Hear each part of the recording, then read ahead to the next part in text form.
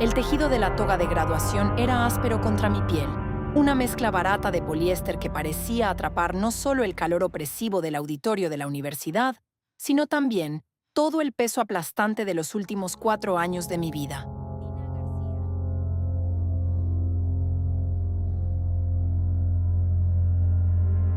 Había soñado con este momento exacto desde que era un niño pequeño y solitario, imaginando que el simple acto de cruzar un escenario de madera pulida sería suficiente para reescribir mi historia familiar. Mientras estaba sentado en la fila de los graduados, rodeado por un mar de capuchas oscuras e hilos dorados, mi mirada no estaba fija en el decano que pronunciaba un discurso monótono sobre el futuro y la perseverancia. Mi mirada, como un láser guiado por la desesperación, estaba clavada en la séptima fila del ala oeste.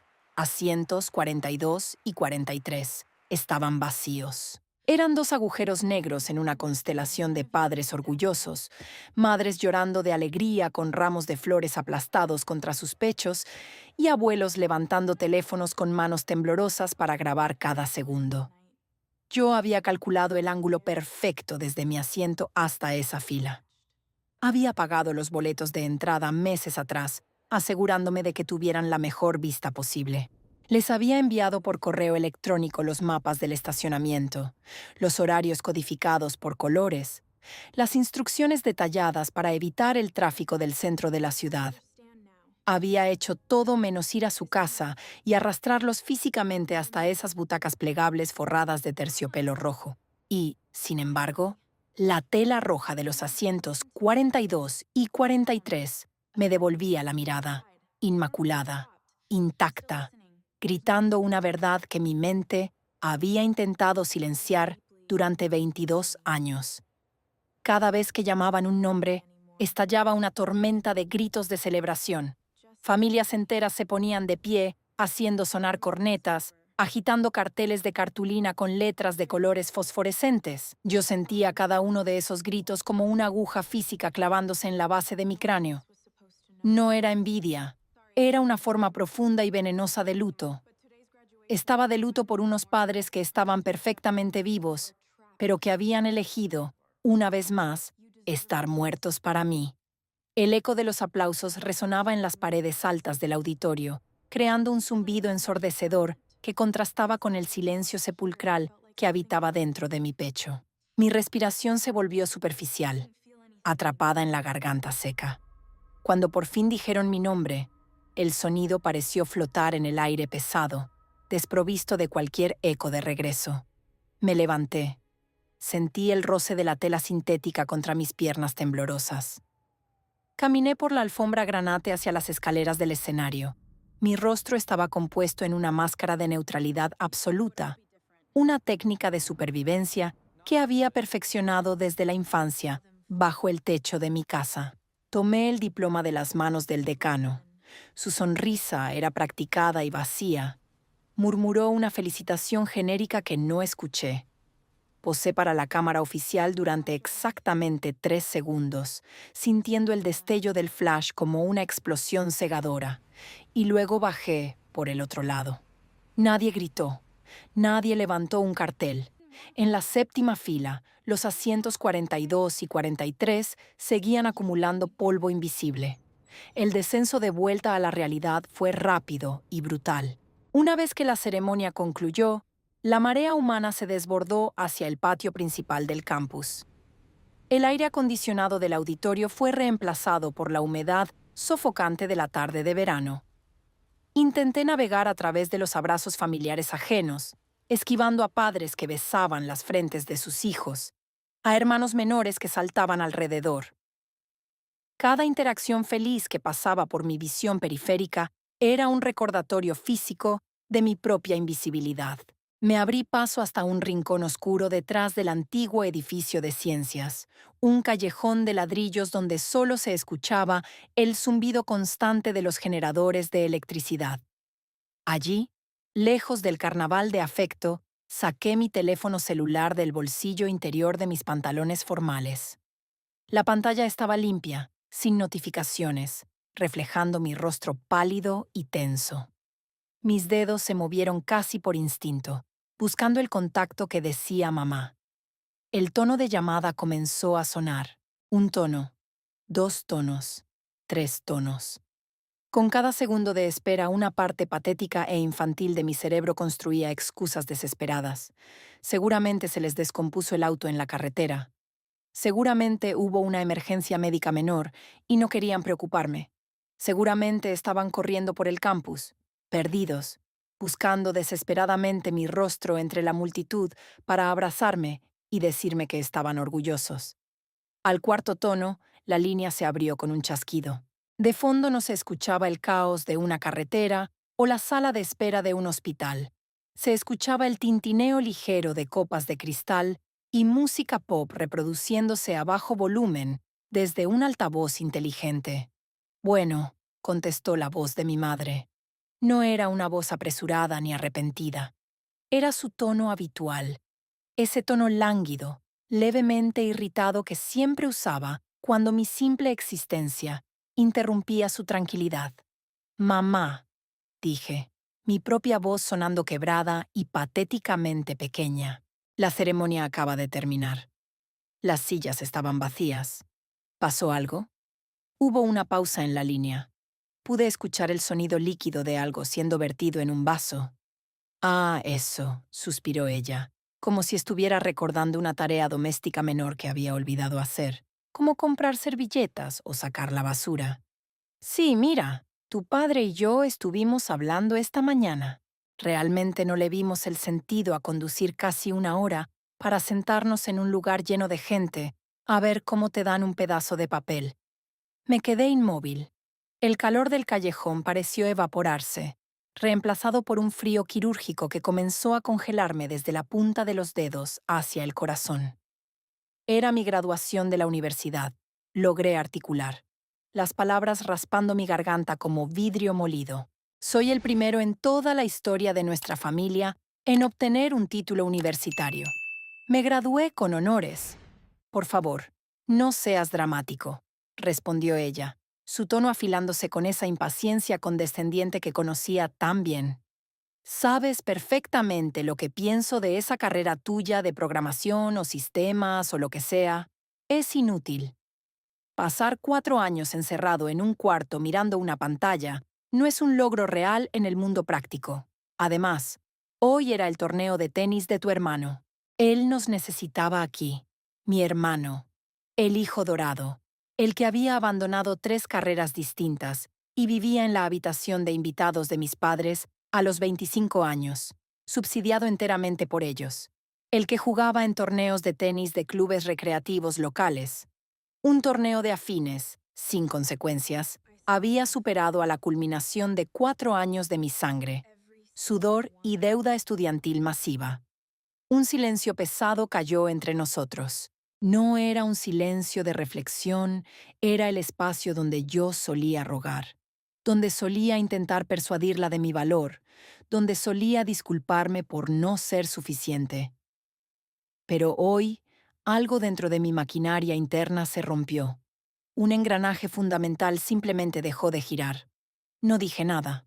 Bueno, si eso es todo, tengo que volver, dijo mi madre, llenando el vacío con su prisa por deshacerse de mí.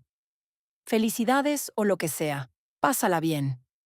La línea hizo un pitido agudo y luego murió. Me quedé allí, con el teléfono presionado contra mi oído durante mucho tiempo después de que la llamada terminara, escuchando la nada digital. Lentamente, bajé el brazo. Miré la pantalla negra. La palabra inútil resonaba en el callejón vacío, rebotando contra los ladrillos rojos, infiltrándose por mis poros, inyectando un veneno lento en mi torrente sanguíneo. No lloré. El llanto requiere un nivel de sorpresa ante el dolor, y yo ya no estaba sorprendido. Estaba vaciándome. Caminé hacia la parada de autobús del campus. No tenía dinero para un taxi y ciertamente no había un automóvil familiar esperándome con las puertas abiertas. Subí al transporte público con la toga negra todavía puesta, aferrando el diploma en una carpeta de cartón ordinaria. El autobús estaba casi vacío, iluminado por luces fluorescentes parpadeantes que daban a todo un aspecto mortecino. Me senté en la parte de atrás, observando el paisaje urbano pasar a través de la ventana sucia, viendo cómo la universidad se alejaba hasta convertirse en un punto invisible en el retrovisor. El trayecto hacia mi pequeño apartamento compartido duró 45 minutos.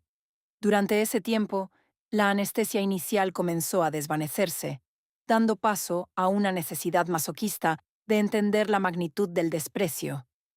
Saqué nuevamente el teléfono. Abrí la aplicación de redes sociales que rara vez usaba, pero donde mi familia documentaba la versión curada e impecable de sus vidas. El icono de carga giró durante 2 segundos que parecieron horas antes de revelar el inicio. La primera publicación en mi muro no era una noticia ni un anuncio publicitario. Era una publicación de mi madre, subida hacía apenas 3 horas. Exactamente en el momento en que yo estaba sentado en el auditorio, esperando que el decano dijera mi nombre.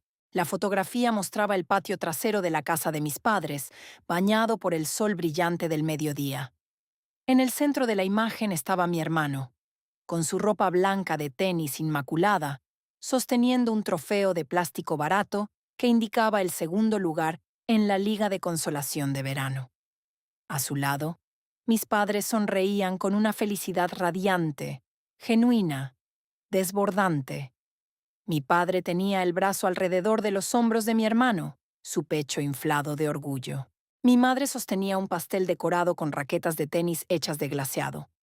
Pero no fue la foto lo que detuvo el latido de mi corazón. Fue el texto que acompañaba la imagen. La leyenda decía: celebrando hoy al orgullo más grande de nuestra casa. Tu perseverancia y tu talento no tienen límites. Verte brillar en la cancha es la única recompensa que unos padres podrían pedir. Somos los padres más afortunados del mundo. Hijo ejemplar. Familia primero. Día inolvidable. Leí el texto 1, 2, 5 veces. Analicé cada letra, cada espacio, cada hashtag. No había ninguna mención incidental hacia mí. No había un hoy tenemos mucho que celebrar. Yo no existía. En la narrativa oficial de su realidad, mi graduación con honores no ocupaba el espacio de una sola letra en un pie de foto de redes sociales. La náusea subió desde mi estómago como ácido ardiente. Era un rechazo público, documentado, descarado. Habían elegido gastar cientos de dólares en comida, pastel y decoraciones para el segundo lugar en un torneo de aficionados, mientras consideraban que un viaje de 1 hora para mi graduación universitaria era inútil. Mis dedos comenzaron a temblar. Una furia irracional, oscura y densa, comenzó a hervir en el fondo de mi garganta. Sin permitirme pensar en las consecuencias, apreté el botón de llamar nuevamente. La pantalla iluminó mi rostro pálido en la oscuridad del autobús. Quería una explicación. Quería gritarles. Quería preguntarles cómo podían ser tan descaradamente crueles. Cómo podían borrar mi existencia de una manera tan quirúrgica el día más importante de mi vida. La llamada conectó rápidamente esta vez. Alguien contestó, pero antes de que yo pudiera decir una sola palabra, el sonido que llegó a través del auricular me paralizó por completo. Era mi madre, pero no estaba hablando conmigo. Había contestado por accidente o creía que yo era otra persona en el ruido de su fiesta. La escuché hablar con una de sus amigas íntimas, la señora Henderson. Sí, claro, decía mi madre, su voz vibrando con diversión. No, no fuimos. Te digo, él está obsesionado con esas computadoras. Todo ese evento iba a ser aburrido a más no poder. Imagínate, sentarme 3 horas a escuchar nombres de gente que nadie conoce. Además, ¿para qué? Terminará arreglando impresoras en algún sótano corporativo. Al menos aquí hay buena comida y sol, se escuchó el coro de la risa de sus amigas. Y luego, el sonido más devastador de todos. Mi madre se rió.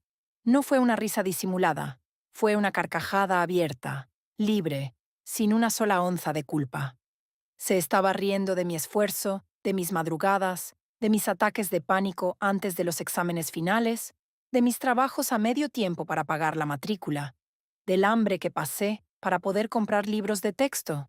Se estaba riendo del hijo que no quería, celebrando su ausencia para poder adorar al hijo que sí quería. La risa resonó en mi oído, cortando el aire estancado del autobús, diseccionando cada célula de mi esperanza residual. Ese fue el momento exacto. No hubo una banda sonora dramática, no hubo truenos en el cielo, solo el zumbido del motor diésel y el pitido de la llamada que yo mismo desconecté. El hilo invisible, desgastado, manchado de sangre y años de decepciones que me unía a esa familia, se rompió con el chasquido seco de un hueso fracturado. Guardé el teléfono. Cuando llegué a mi apartamento, me quité la toga y la tiré a la basura. No la colgué en el armario. No la guardé como recuerdo. La metí en la bolsa negra de desperdicios junto con los restos de café de la mañana. Puse el diploma en un cajón de calcetines. No derramé una sola lágrima. El dolor se había cristalizado, transformándose en una herramienta afilada y brillante en mi mente. Esa noche, mientras miraba el techo con manchas de humedad de mi habitación, hice un juramento silencioso en la oscuridad. Nunca más pediría migajas en su mesa. Me convertiría en un fantasma para ellos, hasta el día en que mi éxito fuera tan inmenso, tan cegador y tan absolutamente innegable, que se atragantaran con su propia mediocridad. Los próximos días no serían de duelo, serían de preparación. El luto había terminado. Empezaba la Guerra Fría.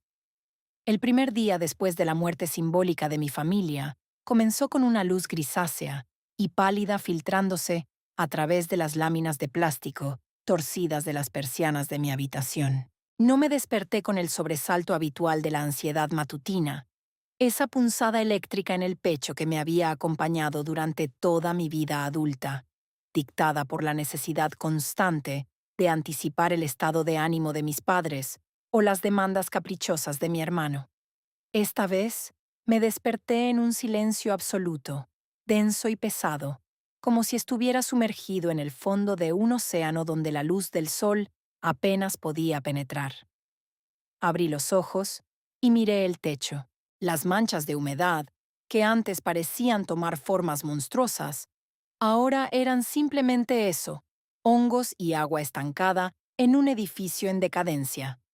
La magia negra que mi familia ejercía sobre mi mente había sido exorcizada por la carcajada de mi madre en aquella llamada accidental.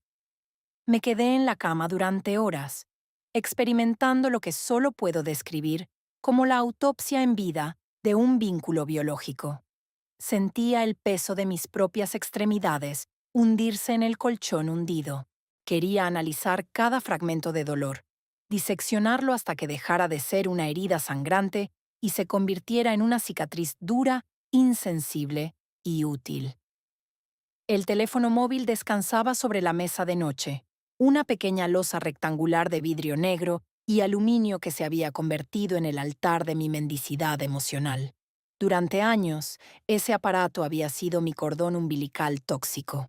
Solía mirar la pantalla cientos de veces al día, esperando una validación que nunca llegaba, un mensaje de texto que preguntara cómo estaba, una llamada que no estuviera cargada de reproches o solicitudes de favores para el hijo dorado.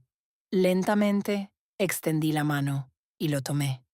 La pantalla se iluminó. Eran las 11 de la mañana del día posterior a mi graduación. 0 notificaciones, 0 llamadas perdidas, 0 mensajes de texto. La confirmación matemática de mi irrelevancia para ellos era asombrosamente liberadora. No había disculpas tardías por el día anterior. No había excusas inventadas sobre por qué la risa de mi madre resonaba mientras yo sostenía mi diploma inútil en un callejón solitario. La omisión era total. Con movimientos deliberados y lentos, casi ceremoniales, abrí la aplicación de contactos. El pulgar flotó sobre el nombre de mi madre. Deslicé hacia abajo, hacia el submenú de opciones de privacidad. Presioné el botón que decía bloquear este contacto. La advertencia estándar apareció en la pantalla, preguntando si estaba seguro de que no quería recibir más llamadas ni mensajes de esta persona. La ironía de la pregunta me hizo emitir una exhalación que sonó casi como una risa rota. Confirmé.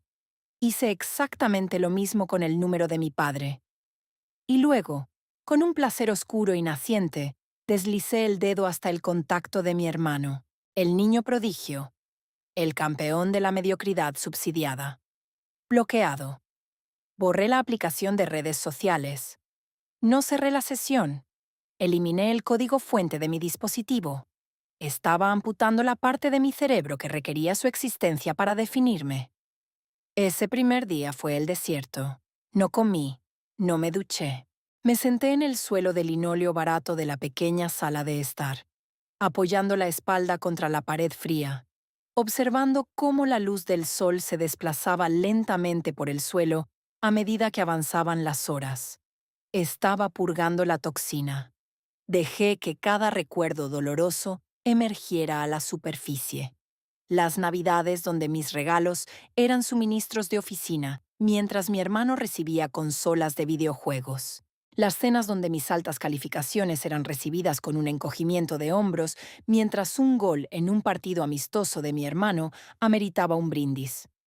Las innumerables veces que me dijeron que mis aspiraciones eran fantasías irreales que solo me llevarían a la frustración. Dejé que todo ese desprecio acumulado me lavara, no para ahogarme en él, sino para cristalizarlo. Me estaba convirtiendo en un motor que funcionaría exclusivamente con el combustible del rencor refinado y la ambición gélida.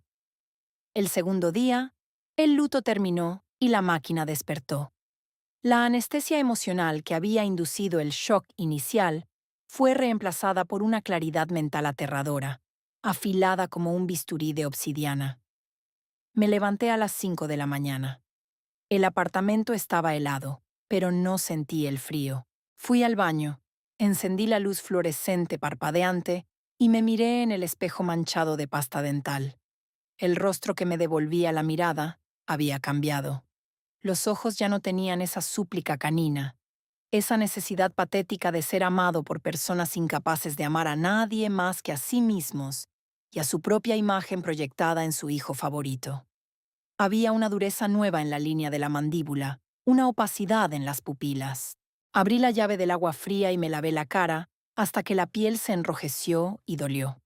Fui a la cocina, herví agua en una olla abollada y preparé el café instantáneo más barato que pude encontrar.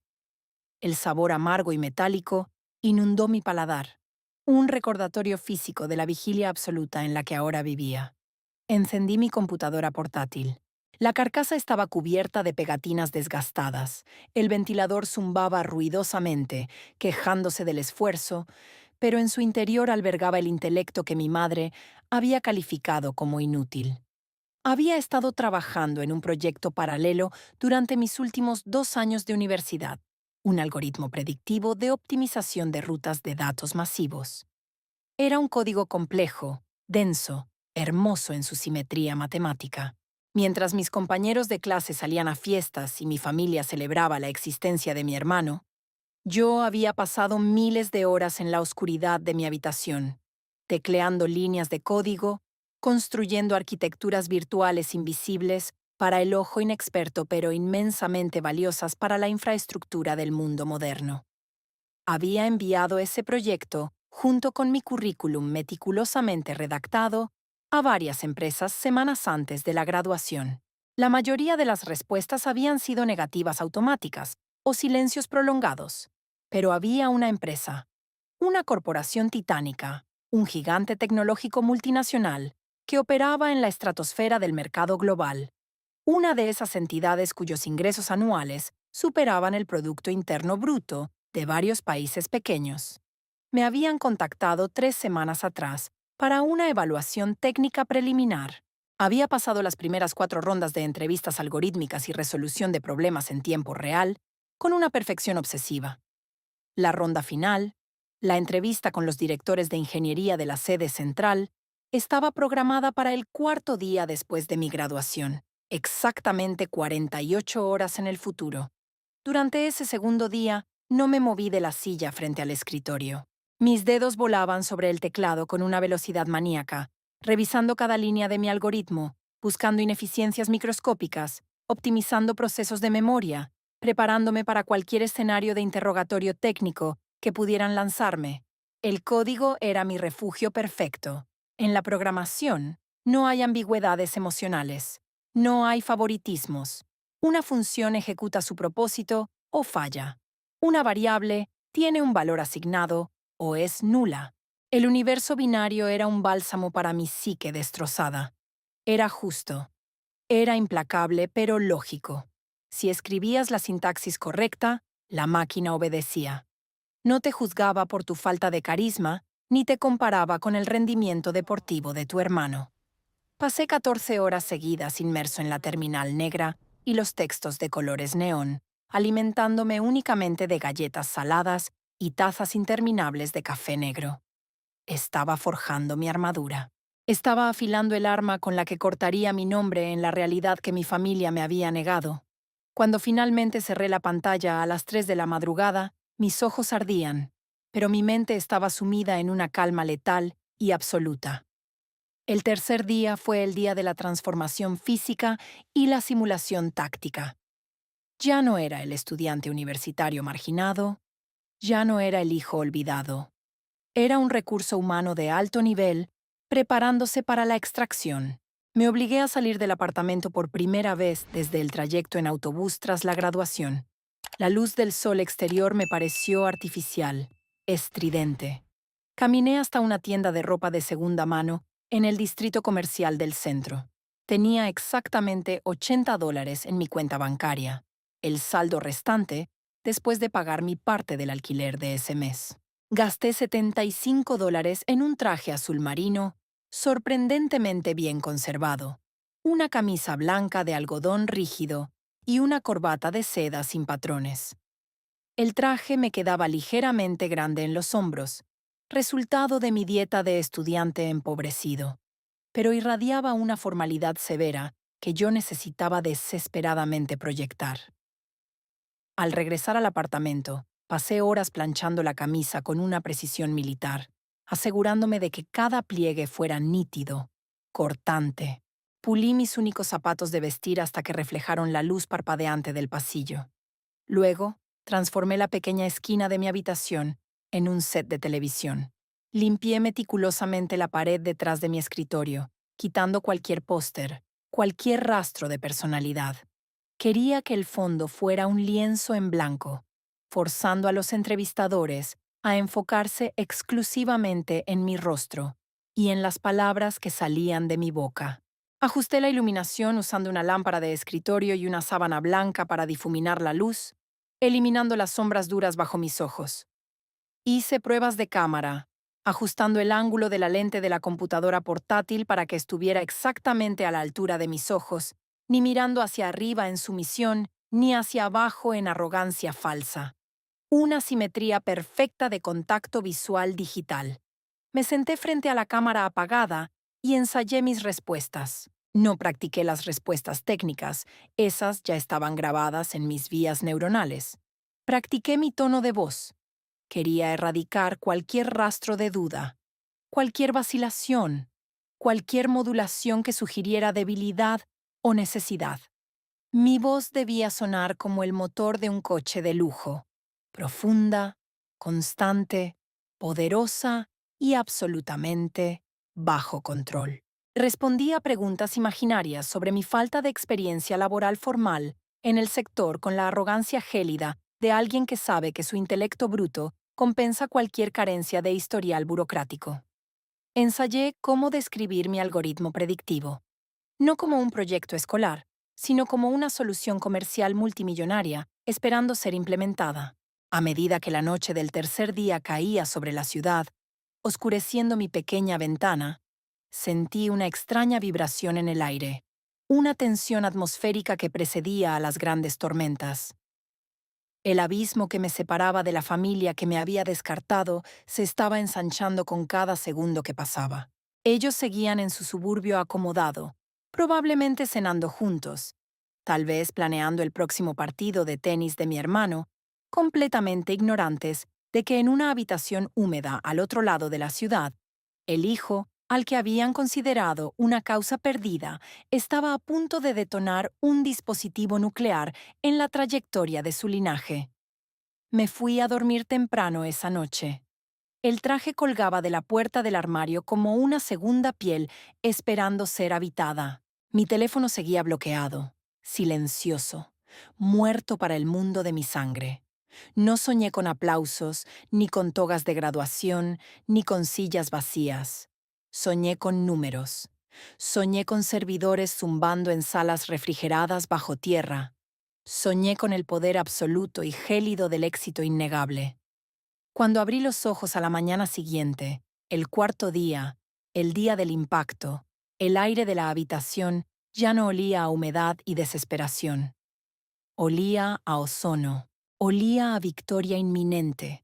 El cuarto día amaneció con una quietud sepulcral, como si el propio universo contuviera la respiración, anticipando la violenta alteración de mi destino. La luz que entraba por la ventana de mi habitación ya no me parecía gris ni deprimente. Era nítida, clínica, revelando cada partícula de polvo que flotaba en el aire estancado de mi miseria a punto de expirar. Me levanté exactamente a las 6 de la mañana, aunque mis ojos habían estado abiertos, fijos en la oscuridad, desde las 3.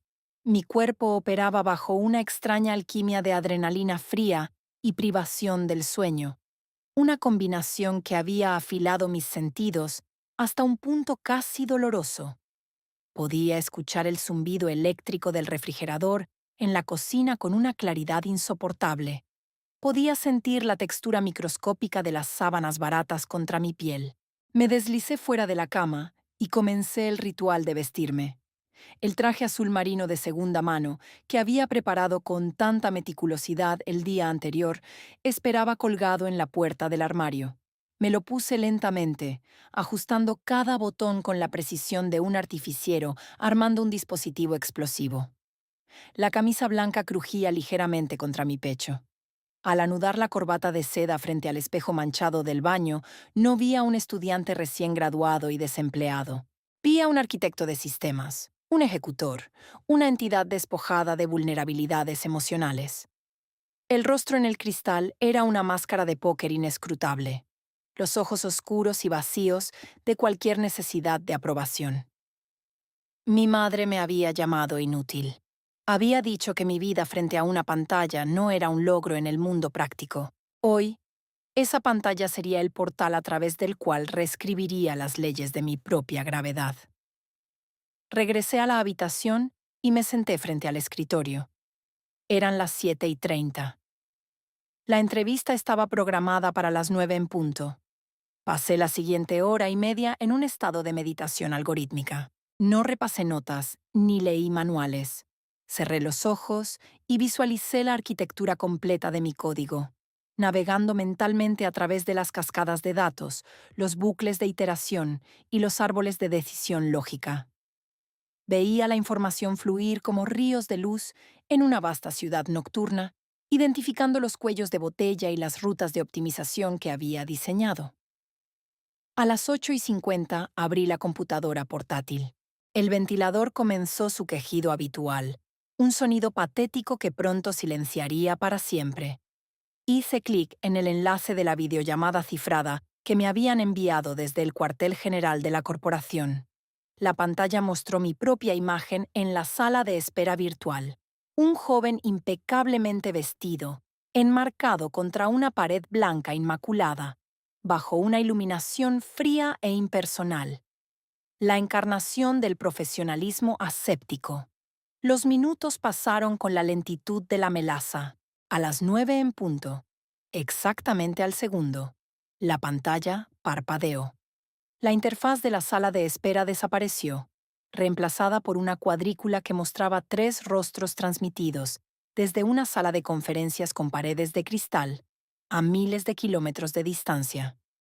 Eran 3 hombres, ejecutivos de alto nivel en la jerarquía de la empresa de tecnología más depredadora y rentable del planeta. Sus rostros estaban iluminados por el resplandor de sus monitores de alta gama. Y detrás de ellos, a través de los cristales de su oficina, se podía ver el horizonte de una metrópolis financiera. El hombre del centro, de cabello canoso y traje a medida oscuro, era el vicepresidente de Ingeniería de Datos. A su izquierda, un individuo más joven con gafas de montura gruesa, el director de arquitectura de sistemas. A su derecha, un hombre de rostro afilado y expresión aburrida, el representante de adquisición de talento ejecutivo. Ninguno sonrió. No hubo saludos cordiales, ni preguntas triviales sobre el clima. La frialdad de la interacción me tranquilizó profundamente. Estábamos hablando el mismo idioma, el idioma de la eficiencia despiadada. El vicepresidente tomó la palabra primero, su voz metálica y filtrada a través de los micrófonos de cancelación de ruido. Leyó mi nombre con una ligera inflexión de duda, repasando mentalmente mi currículum escaso. Mencionó mi universidad con un tono que bordeaba la condescendencia, señalando que, aunque mis calificaciones eran perfectas, provenía de una institución estatal de segundo nivel, sin experiencia en el sector corporativo, sin pasantías en empresas reconocidas.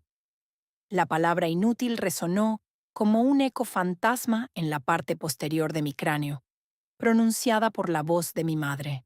Pero esta vez, el eco no trajo dolor, sino combustible. Dejé que el vicepresidente terminara su disección de mi falta de pedigrí. Mantuve el contacto visual con el lente de mi cámara, sin parpadear, mi rostro completamente inexpresivo. Cuando por fin se hizo el silencio, esperando mi defensa nerviosa o mis disculpas, hablé. Mi voz no tembló. Salió de mi garganta con una resonancia profunda y calmada, modulada a la perfección para proyectar una autoridad absoluta. No me disculpé por mi currículum. En lugar de eso, sugerí que dejáramos de perder el tiempo evaluando pedazos de papel irrelevantes y pasáramos directamente a la disección del algoritmo de optimización predictiva que les había enviado. El director de arquitectura levantó una ceja, claramente ofendido y simultáneamente intrigado por mi arrogancia. Aceptó el desafío. Durante los siguientes 45 minutos, la pantalla se convirtió en un campo de batalla intelectual. Compartieron sus pantallas, mostrando fragmentos de mi propio código sometidos a pruebas de estrés masivas en sus simuladores corporativos. Intentaron acorralarme, lanzando preguntas técnicas de una complejidad brutal, buscando grietas en mi lógica, vulnerabilidades en mis estructuras de datos. Me preguntaron sobre la latencia en escenarios de carga extrema, sobre la escalabilidad de la matriz predictiva en redes globales descentralizadas, sobre la resolución de conflictos en bases de datos asíncronas. Y yo destruí cada una de sus dudas con la precisión clínica de un francotirador.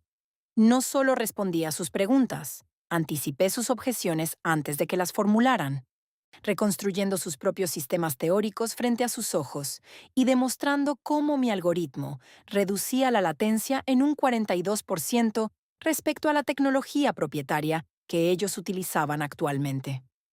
Hablaba sin pausas, sin muletillas, cada oración construida con terminología matemática y de ingeniería pura. Pude ver el cambio de paradigma ocurriendo en tiempo real en sus rostros. La condescendencia aburrida del reclutador se transformó en una atención rígida. El escepticismo del director de arquitectura se disolvió en un asombro genuino, sus ojos escaneando rápidamente líneas de código invisible, mientras intentaba seguir el ritmo de mi lógica. El vicepresidente se inclinó hacia adelante, apoyando los codos sobre la mesa de caoba de su sala de conferencias, mirándome como si hubiera descubierto una anomalía cuántica en medio de su aburrida rutina de entrevistas. Había dejado de ser un candidato. Me había convertido en una amenaza para sus egos y en el activo más valioso que habían visto en la última década. La dinámica de poder se había invertido por completo. Ya no estaban evaluando si yo era digno de entrar a su imperio. Estaban dándose cuenta de que necesitaban comprar mi cerebro antes de que un competidor lo hiciera. Cuando terminé mi exposición sobre la escalabilidad fractal del núcleo del programa, un silencio denso y prolongado cayó sobre la videollamada. Solo se escuchaba el leve siseo estático de la conexión de audio. El vicepresidente miró al director de arquitectura. Un entendimiento mudo, urgente y definitivo pasó entre ellos. El vicepresidente se giró hacia el reclutador y le indicó con un leve movimiento de cabeza que abandonara la sala. El hombre de rostro afilado se levantó sin decir una palabra y salió de la vista de la cámara. Me quedé a solas con los dos ingenieros de más alto rango de la corporación. El vicepresidente se aclaró la garganta. Su tono había cambiado drásticamente. Había perdido toda la arrogancia corporativa y había adoptado la suavidad cautelosa de un negociador desarmando una bomba. Me dijo que el algoritmo que había desarrollado no era un proyecto de graduación. Era una infraestructura fundacional que podía ahorrarles cientos de millones de dólares en costos operativos y procesamiento de datos anualmente. Me dijo que habían estado intentando desarrollar algo similar internamente durante 3 años con un equipo de 50 ingenieros de élite, y habían fracasado. Yo, un estudiante aislado en un apartamento barato, lo había logrado en mi tiempo libre. El director de arquitectura asintió lentamente, todavía procesando la magnitud de mi código. Y entonces, el vicepresidente hizo su movimiento. Dijo que no me iban a ofrecer un puesto de nivel de entrada. No me iban a ofrecer un programa de entrenamiento. Me iban a ofrecer la posición de arquitecto jefe de sistemas de optimización, reportando directamente a él. Y entonces pronunció los números. Los números que borraron 20 años de humillaciones. Los números que silenciaron para siempre la carcajada de mi madre en aquel autobús oscuro. Habló de un salario base anual que superaba el $500,000. Habló de un bono de firma inmediato por derechos de propiedad intelectual de mi algoritmo, que duplicaba esa cantidad.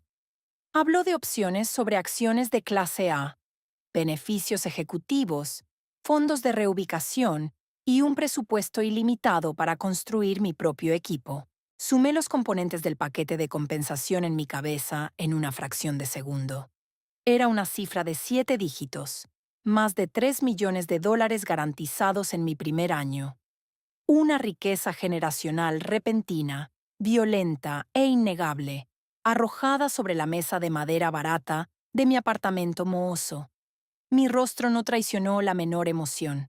No sonreí, no jadeé, no mostré gratitud, porque la gratitud implica que te han hecho un favor. Y esto no era un favor, era una transacción fría y justa. Mi intelecto por su dinero.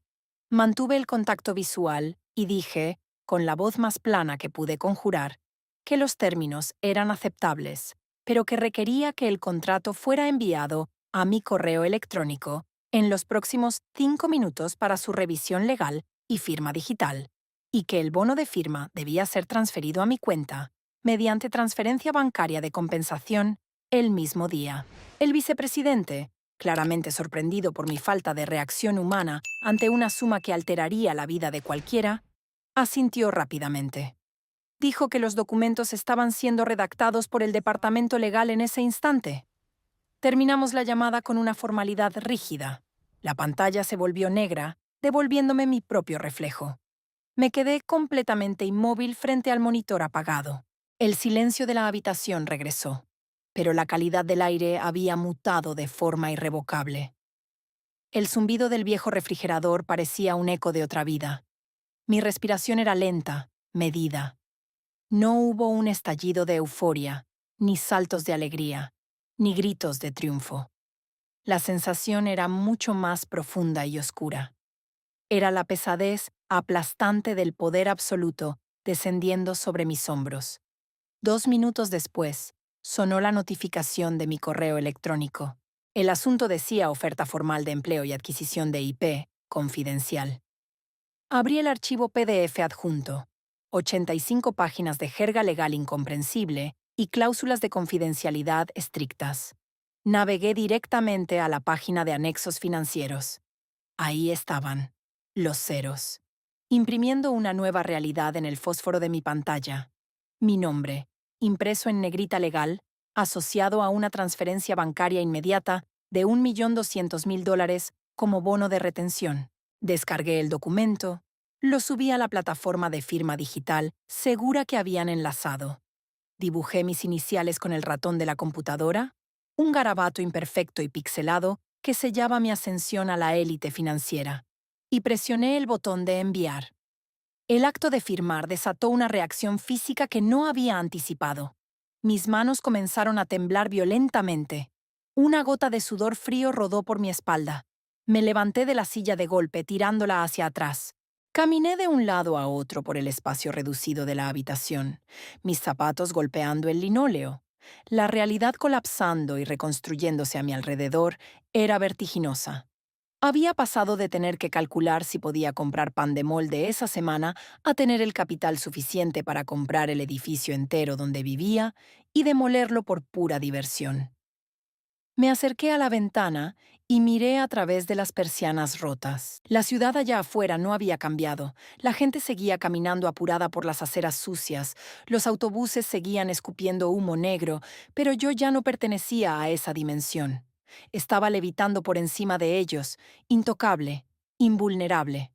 Mi mente, que había estado hiperconcentrada en la supervivencia durante los últimos 4 días, de repente se quedó sin un enemigo inmediato al que combatir.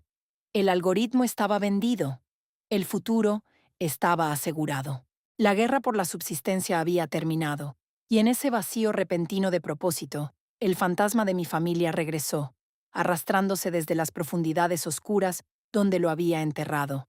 Pero no regresó como un recuerdo doloroso, regresó como un objetivo táctico. La venganza no está completa si el enemigo no sabe que ha sido aniquilado. El éxito en el vacío es solo matemáticas. El éxito frente a quienes intentaron destruirte es poesía pura. Caminé lentamente hacia mi cama y tomé mi teléfono móvil, el mismo dispositivo oscuro y silencioso que me había servido como conducto para el rechazo de mi madre. Lo desbloqueé. Habían pasado 4 días completos en cuarentena digital.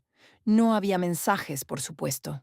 Mis padres y mi hermano vivían en la feliz ignorancia de mi ausencia, probablemente asumiendo que estaba llorando en un rincón o trabajando en un empleo miserable de salario mínimo que confirmaría sus profecías sobre mi inutilidad. Iba a destruir esa ilusión con la fuerza de un meteorito impactando contra la corteza terrestre. No los iba a llamar. Llamarlos sería darles demasiada importancia, sería rogar por su atención una vez más. La devastación debía ser fría, impersonal, ineludible. Debía llegar a ellos a través del ecosistema que más valoraban, la percepción pública, la envidia de sus vecinos, el chisme de sus círculos sociales. Abrí la tienda de aplicaciones e instalé nuevamente la red social profesional, el nodo central del ego corporativo y la comparación social.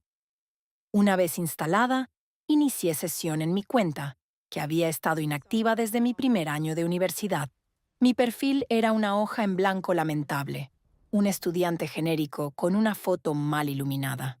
Fui a la sección de edición. Con movimientos deliberados y crueles, comencé a reescribir mi identidad pública. En el campo de cargo actual, tecleé Arquitecto jefe de sistemas de optimización e inteligencia predictiva. En el campo de empresa, busqué y seleccioné el nombre de la megacorporación. El logo brillante e internacionalmente temido apareció junto a mi cargo. En la sección de ubicación cambié mi código postal local por la dirección de la sede central global en la metrópolis financiera, indicando una reubicación inminente al pináculo del ecosistema tecnológico. Y finalmente, fui a la sección de actualizaciones y redacté una publicación pública. No mencioné las luchas, no mencioné las lágrimas, no mencioné la orfandad en vida. El texto fue una obra maestra de arrogancia corporativa destilada. Escribí, emocionado de anunciar que he firmado un acuerdo ejecutivo y de adquisición de propiedad intelectual de 7 cifras con la corporación. Un salto cuántico profesional que me permitirá liderar la reestructuración de la infraestructura de datos global, agradecido exclusivamente con aquellos mentores e inversores que reconocieron el valor de la innovación pura. El futuro no se espera, se codifica.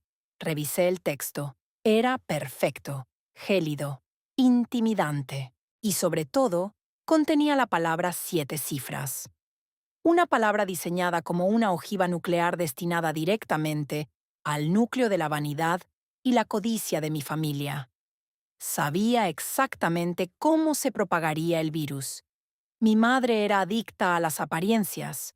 Su círculo de amigas, la señora Henderson y las demás arpías con las que jugaba a las cartas, pasaban sus días monitoreando la vida de los hijos de las demás para encontrar munición para sus chismes. Alguien vería la publicación.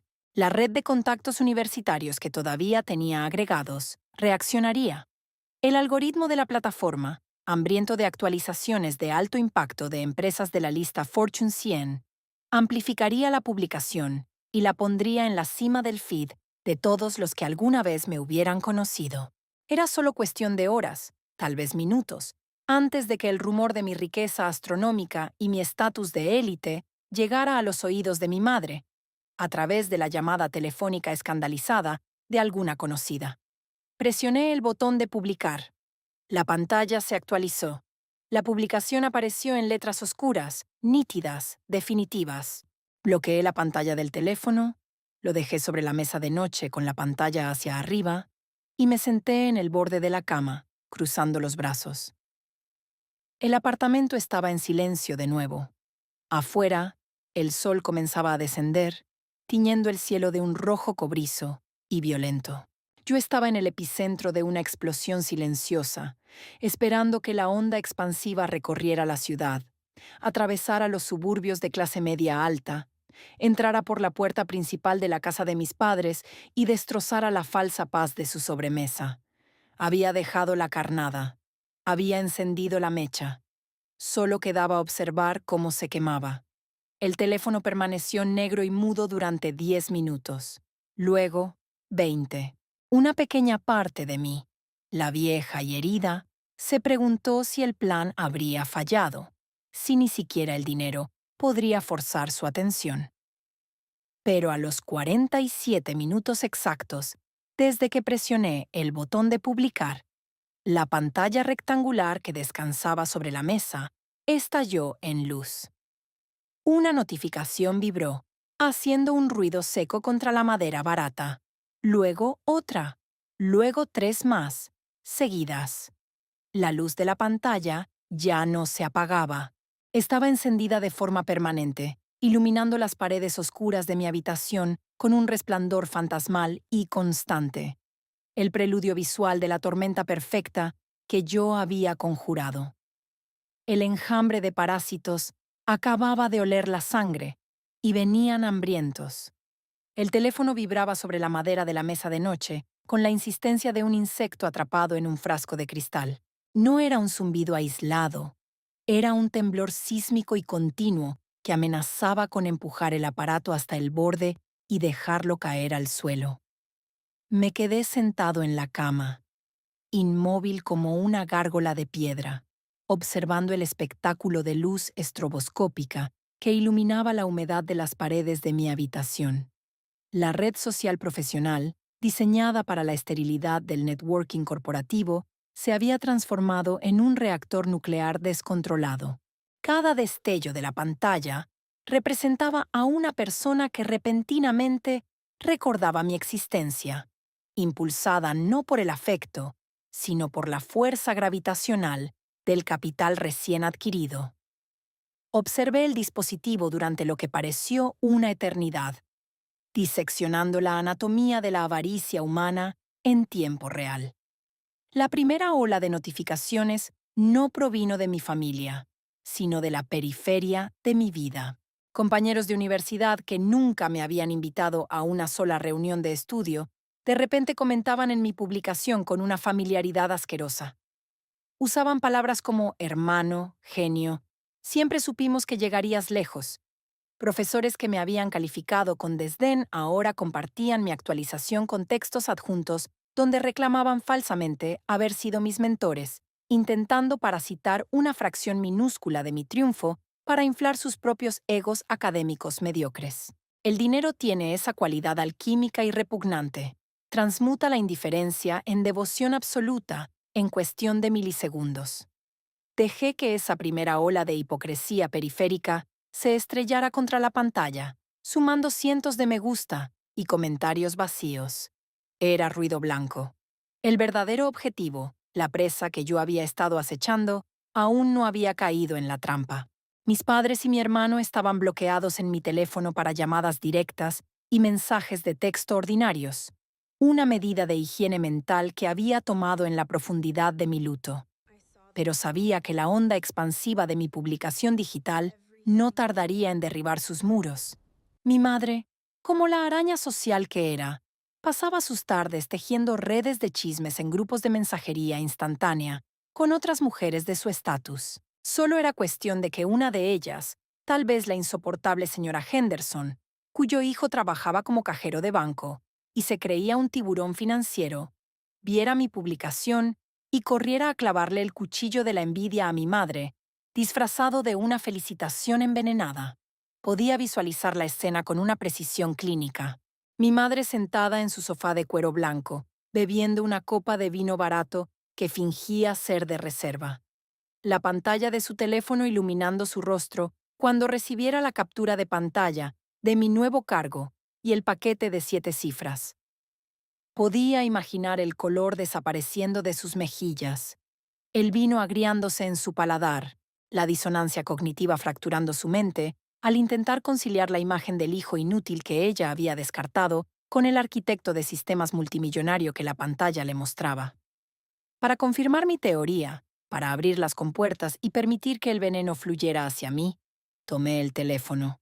El cristal estaba caliente al tacto por el procesamiento continuo de notificaciones. Entré a la configuración de contactos. Mis dedos, firmes y fríos, navegaron hasta la lista de números bloqueados. Allí estaban, 3 prisioneros digitales en el exilio de mi vida. Con un movimiento deliberado, toqué el botón de desbloquear junto al nombre de mi madre. Hice lo mismo con mi padre y con mi hermano. Quité la barrera. Los invité a entrar en la arena. No tuve que esperar mucho. La reacción fue tan inmediata y predecible que me provocó una leve y oscura sonrisa, la primera expresión facial real que había tenido en días.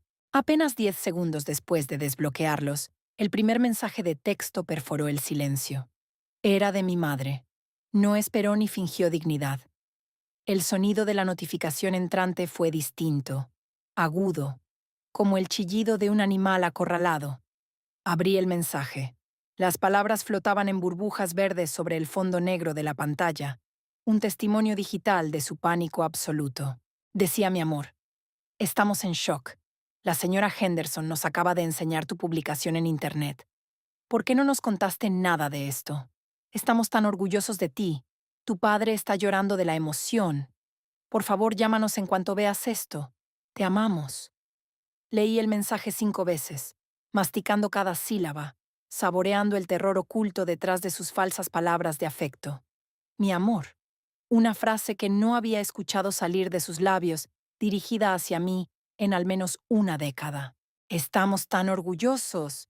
Una mentira tan flagrante, tan torpe, que resultaba insultante para mi intelecto.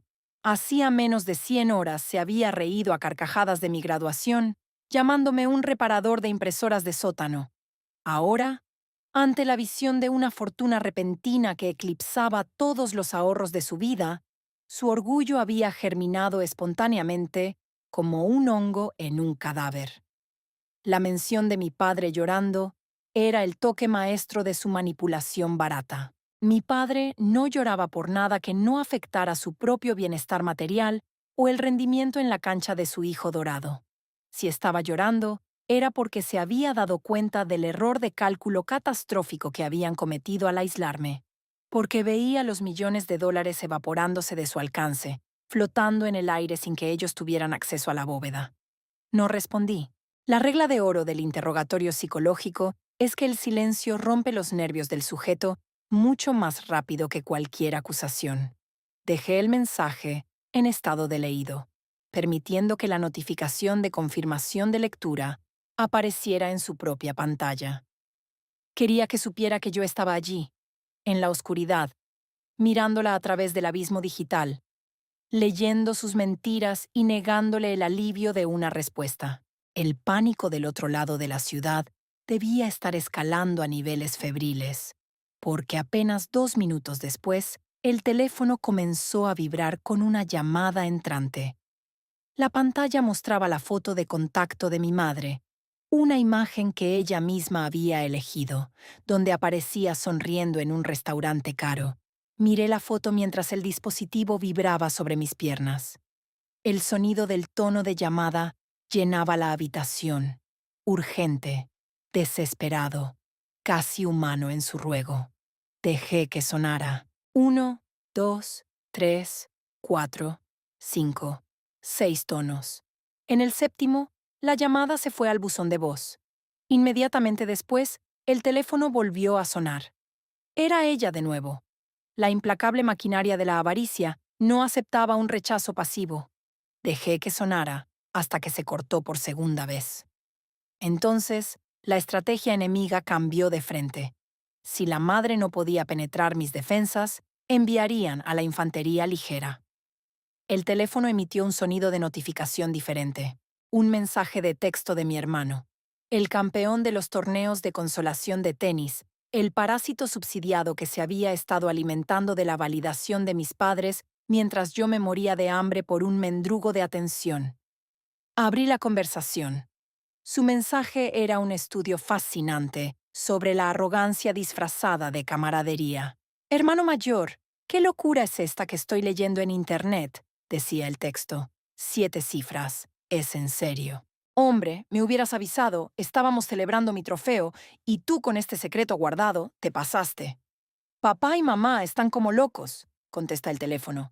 Tenemos que celebrar. Te invito unas cervezas. Invita tú el primer rancho. Ja, ja, ja. La bilis me subió a la garganta, pero la tragué de inmediato, transformándola en puro hielo. La osadía de su mensaje era casi admirable en su estupidez. Intentaba reescribir la historia en tiempo real. Estábamos celebrando mi trofeo, escribió, omitiendo convenientemente el hecho de que esa celebración fue la excusa exacta que mis padres usaron para abandonar mi graduación. Trataba de establecer una jerarquía de complicidad masculina, un somos hermanos, para asegurar su parte del botín. La broma final sobre que yo pagara, seguida de una risa vacía en formato de texto, era la manifestación patética de su instinto parasitario adaptándose a su nuevo huésped rico. Me imaginé su rostro frente a la pantalla en su habitación, en la casa de mis padres, sudando bajo su ropa deportiva de marca, dándose cuenta de que su estatus como el hijo superior acababa de ser aniquilado termonuclearmente por un contrato que él no podría ganar ni viviendo 100 vidas. Él era un activo depreciado, un pasivo a largo plazo para mis padres. Yo era el capital puro, la singularidad financiera que acaba de reescribir la gravedad de la familia. Al igual que con mi madre, dejé su mensaje en leído, que sintiera el frío del vacío, que la confirmación de lectura se clavara en su ego como una aguja infectada. El silencio que siguió en la habitación fue pesado, pero no pacífico. Era la quietud de un francotirador ajustando su mira. Los mensajes de texto y las llamadas perdidas comenzaron a acumularse a un ritmo absurdo. Las notificaciones de la red social profesional seguían entrando a raudales, pero ahora mi atención estaba fijada exclusivamente en la desesperación palpable de mi núcleo familiar biológico. A las 9:30 de la noche, el tercer pilar de la farsa familiar hizo su movimiento. La pantalla parpadeó con el nombre de mi padre, el patriarca, el hombre que había evitado sistemáticamente el contacto visual conmigo durante los últimos 4 años, porque mi mera existencia desafiaba su narrativa de cómo debía ser un hijo varón. Mi padre no escribía mensajes de texto. Él consideraba que eso era una debilidad moderna. Mi padre llamaba y esperaba que el mundo se detuviera para contestarle. El teléfono vibró con rabia sostenida. Observé el nombre en la pantalla. Esta llamada representaba la escalada final de su pánico colectivo. La madre había fallado con el afecto falso. El hermano había fallado con la camaradería falsa. Ahora enviaban a la figura de autoridad para exigir obediencia. Dejé que la llamada sonara hasta el final, observando el número de la duración de la llamada perdida registrarse en el sistema. Y luego, por primera vez en la noche, apareció el icono de un nuevo mensaje de voz. El patriarca había decidido dejar un registro de su desesperación en el contestador automático. Apreté el botón para escuchar, activando el altavoz del teléfono para que su voz llenara la habitación húmeda, impregnando las paredes con su hipocresía. Hubo un carraspeo fuerte al principio de la grabación, El sonido de un hombre intentando imponer una gravedad artificial sobre una situación en la que no tenía absolutamente ningún poder. Hijo, comenzó su voz, gruesa y autoritaria.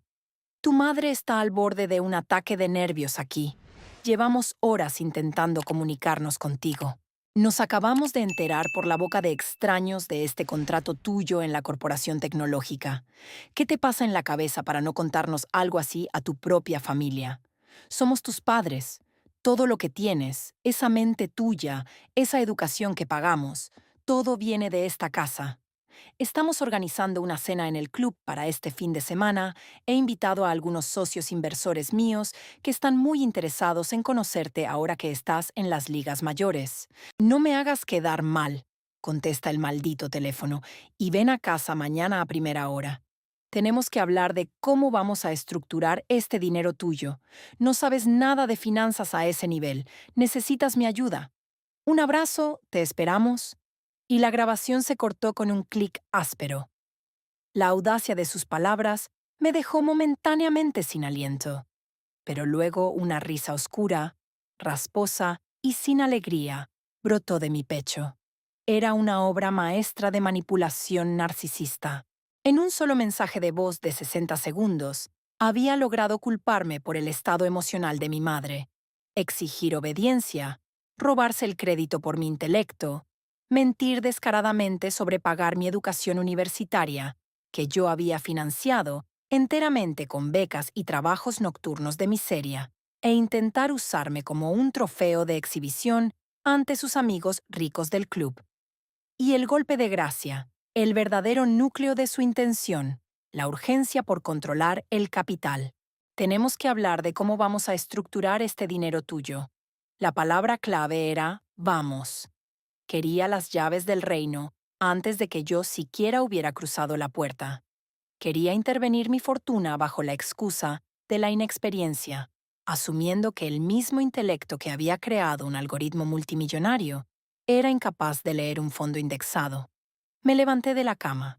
La habitación me parecía repentinamente diminuta, incapaz de contener la inmensidad del asco que sentía y el poder gélido que latía en mis venas. Caminé hacia la pequeña ventana, abrí las persianas rotas y miré hacia las luces de la ciudad. El teléfono en mi mano ya no era un instrumento de tortura. Era el detonador de un dispositivo explosivo que yo controlaba. Había acumulado suficiente evidencia de su corrupción moral en una sola hora como para justificar un bloqueo de por vida, pero eso sería demasiado fácil, demasiado cobarde. Ellos necesitaban escuchar mi voz. Necesitaban enfrentarse a la criatura letal que su negligencia había forjado. Ellos pensaban que estaban lidiando con el estudiante patético que buscaba su aprobación en el auditorio de graduación. No tenían idea de que ese chico estaba muerto, incinerado por la risa de mi madre en el callejón de la universidad, y que lo que habitaba ahora su cuerpo era una maquinaria puramente lógica y vengativa. Eran las 10:45 de la noche. El asedio telefónico no había disminuido. Las notificaciones seguían cayendo como lluvia ácida, cada una exigiendo una respuesta, una confirmación, una porción de mi alma recién valorada en 7 cifras. Mi madre intentó llamar por quinta vez. El número parpadeó en la pantalla en la oscuridad de mi apartamento. No la ignoré. No la mandé al buzón de voz. Respiré hondo, llenando mis pulmones de aire frío, ordenando mis emociones hasta que no quedó absolutamente nada más que una tranquilidad aterradora. El tipo de paz que reside en el ojo de un huracán, categoría 5. Esta era la confrontación final. El cierre quirúrgico de una herida infectada que había supurado durante 22 años. Deslicé el dedo por la pantalla verde y acepté la llamada. Llevé el aparato a mi oreja. No dije hola. No dije absolutamente nada. Dejé que el silencio de mi apartamento fluyera a través del micrófono. Una advertencia gélida de que las reglas del juego habían cambiado para siempre. Del otro lado de la línea se escuchó un jadeo ahogado, seguido de un caos de voces lejanas. Había respondido. El hijo pródigo rico había levantado el puente levadizo. Contestó. «¡Dios mío!», contestó, gritó mi madre a alguien en la habitación con ella, probablemente a mi padre y a mi hermano, quienes seguramente estaban rondando como buitres alrededor del altavoz de su teléfono. Escuché el roce frenético del aparato siendo manipulado, el eco metálico de la función de altavoz siendo activada en su extremo, para que todo el jurado familiar pudiera presenciar mi rendición. «Hijo, ¿estás ahí, mi amor?», dijo la voz de mi madre, goteando un afecto tan dulce y espeso que me provocó náuseas físicas. Su voz temblaba, pero no de dolor ni de arrepentimiento, sino de una codicia cruda y no adulterada. El terror a que la presa se le escapara de las manos en el último segundo. «Por favor, di algo. Nos tenías muertos de preocupación. Llevamos todo el día angustiados sin saber nada de ti. Y luego vimos la noticia maravillosa, mi niño brillante». Apreté la mandíbula hasta que los dientes me dolieron. Su capacidad para la reescritura histórica era patológica. Muertos de preocupación, angustiados. Mi niño brillante. 3 mentiras colosales en menos de 10 segundos. Mantuve el silencio durante 3 segundos más, dejando que el sudor frío de la anticipación se acumulara en sus frentes al otro lado de la ciudad. Cuando finalmente hablé, mi voz no era el ruego quebrado que ella estaba acostumbrada a escuchar. Era baja, uniforme, desprovista de cualquier textura emocional, sonando más como una inteligencia artificial, emitiendo un diagnóstico terminal que como un ser humano de carne y hueso. «Te equivocaste de número», pronuncié. Cada palabra cayó como un bloque de hielo sólido sobre la línea telefónica. Hubo una pausa repentina del otro lado. El desconcierto interrumpió el guión que mi madre había ensayado. «¿Qué? ¿De qué hablas? Claro que no me equivoqué. Es tu número. Soy tu madre. No juegues conmigo ahora. Estamos muy emocionados por ti. Tienes que venir a la casa. Tu padre quiere hablar contigo». La interrumpí sin levantar la voz, cortando su discurso frenético con la precisión de una cuchilla quirúrgica. «Dije que te equivocaste de número. La persona a la que estás llamando, el hijo que necesitaba que su familia se presentara en la 7ª fila de su graduación hace 4 días, ya no está aquí. Murió en un callejón detrás del auditorio mientras tú te reías con tus amigas tomando vino, porque ir a verlo era una pérdida de tiempo inútil». Un silencio paralizante infectó la llamada. Pude escuchar el sonido ahogado de una exhalación temblorosa, tal vez de mi hermano, o el crujido de la silla de cuero de mi padre. El choque de la realidad golpeando su fantasía de control fue audible. No lo negaron. No intentaron disculparse inmediatamente, porque la brutalidad gélida de mi recuerdo los había acorralado sin salida. Estaban desarmados. Estaban enfrentando por primera vez las consecuencias de sus propias acciones verbalizadas en voz alta. «Pero, hijo, mi amor, eso fue un malentendido», balbuceó mi madre, su voz fracturándose, perdiendo toda la compostura y adoptando un tono agudo y desesperado. «El tenis de tu hermano. Nosotros creíamos que la ceremonia era larga y tú sabes que a tu padre le duele la espalda en esas sillas. No seas rencoroso por una tontería así. Mira lo que has logrado. Somos una familia. Las familias superan estas cosas pequeñas». «Cosas pequeñas», repetí, en un tono monocorde, saboreando la ironía nauseabunda. «¿Eso es lo que soy para ustedes? Un malentendido. Una tontería». Escuché tu voz en esa llamada accidental. Madre, te escuché reírte de mi existencia. Me llamaste un reparador de impresoras. Me dijiste que mi carrera era inútil y que mi hermano, el parásito de 25 años que todavía vive en su cuarto de la infancia celebrando trofeos de plástico, era su único orgullo. Y está bien, lo acepté. Acepté mi orfandad en vida. No estoy enojado. Hice una pausa milimétrica dejando que el vacío los envolviera antes de asestar el golpe definitivo. Simplemente estoy ejecutando un contrato corporativo. Y en mi balance general, ustedes 3 son un pasivo tóxico irrecuperable. Disfruten el trofeo de tenis. Yo me quedo con las 7 cifras y un futuro donde ustedes no existen. No esperé a escuchar el grito ahogado de mi madre, ni los insultos que seguramente mi padre empezó a escupir para proteger su ego herido, ni el llanto patético de mi hermano al darse cuenta de que su red de seguridad financiera permanente acababa de ser incinerada. Aparté el teléfono de mi oreja con total indiferencia. Presioné el botón rojo en la pantalla, cortando la conexión. La llamada terminó. El silencio absoluto y cristalino regresó a mi pequeño apartamento. No había lágrimas, no había arrepentimiento, no había duda. Fui a la configuración del teléfono, volví a seleccionar los 3 números en la lista de llamadas recientes y activé la opción de bloqueo permanente y reporte por acoso. Su acceso a mi ecosistema digital fue revocado a perpetuidad. No volverían a ver una actualización mía, no volverían a escuchar mi voz. Eran fantasmas, y yo acababa de exorcizarlos de mi castillo recién construido. El teléfono se apagó, oscuro y frío. La venganza estaba consumada, pero el imperio apenas comenzaba.